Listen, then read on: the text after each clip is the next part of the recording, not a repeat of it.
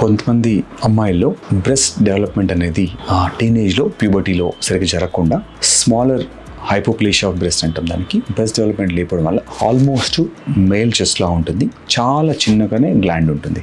వాళ్ళకి మనం ఎట్లాంటి ట్రీట్మెంట్స్ చాయిస్ ఉంటాయి. మనకు బ్రెస్ట్ డెవలప్మెంట్ సరిగ్గా లేకపోతే జనరల్ కాన్ఫిడెన్స్ ఉండదు, వాళ్ళు డ్రెస్ వేసుకున్నప్పుడు కాన్ఫిడెన్స్ ఉండదు, వాళ్ళకి రేపు మ్యారేజ్ చేసుకుంటే పార్ట్నర్ యాక్సెప్ట్ చేస్తారా, ఇలాంటి చాలా డౌట్స్ ఉంటాయి. సో వాళ్ళకి ఎలాంటి ట్రీట్మెంట్ చాయిసెస్ ఉంటాయి మనకు?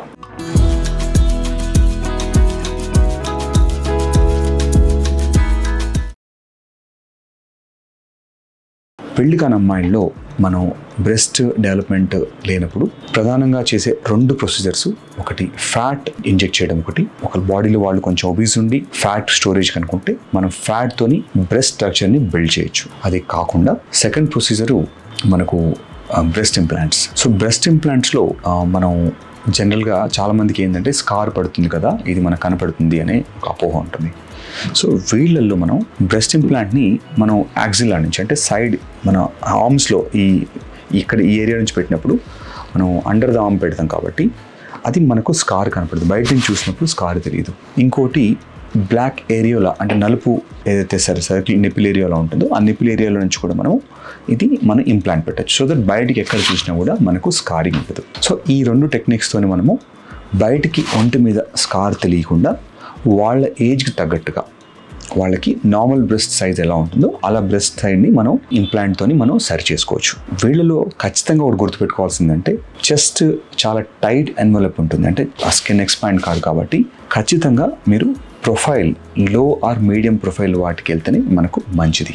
ఎందుకంటే టైట్ కనుక స్కిన్ ఎక్స్పాండ్ అయినప్పుడు అది పెయిన్తో పాటు కొన్నిసార్లు ఆ స్కార్ మీద మనకు ప్రెషర్ పడే ఛాన్స్ ఉంటుంది. సో మీరు మీ డాక్టర్ని ఒకసారి కన్సల్ట్ అయ్యి మీకు స్కిన్ ఎలా ఉంటుంది, మీకు అది ప్రొసీజర్ సూట్ అవుతుందా ఒకసారి మీరు డిసైడ్ చేసిన తర్వాత ప్రిఫరబుల్లీ మోడరేట్ ప్రొఫైల్ ఆర్ లో ప్రొఫైల్ ఇంప్లాంట్స్ వరకు వీళ్ళకి వెళ్తే అది చాలా సేఫ్ ప్రాక్టీస్.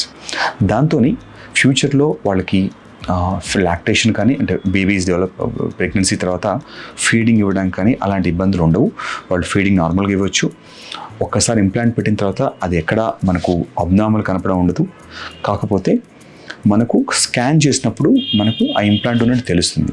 సో ఈ విషయాలు ఖచ్చితంగా మీరు మీ పార్ట్నర్తో డిస్కస్ చేసి ఆర్ మీకు ఒక మ్యారేజ్ కనుక ఐడియా ఉంటే ఒక్కసారి మీ పేరెంట్స్తో డిస్కస్ చేసి మనం ఇది కరెక్టా కాదా, మీకు అది దానివల్ల రేపు ఫ్యూచర్లో ఎటువంటి సైడ్ కాంప్లికేషన్స్ వస్తాయి, ఎటువంటి ఇష్యూస్ వస్తాయి అనేది ఒక్కసారి డిస్కస్ చేసి మాత్రమే మీరు ఈ ప్రొసీజర్స్కి వెళ్ళాలి.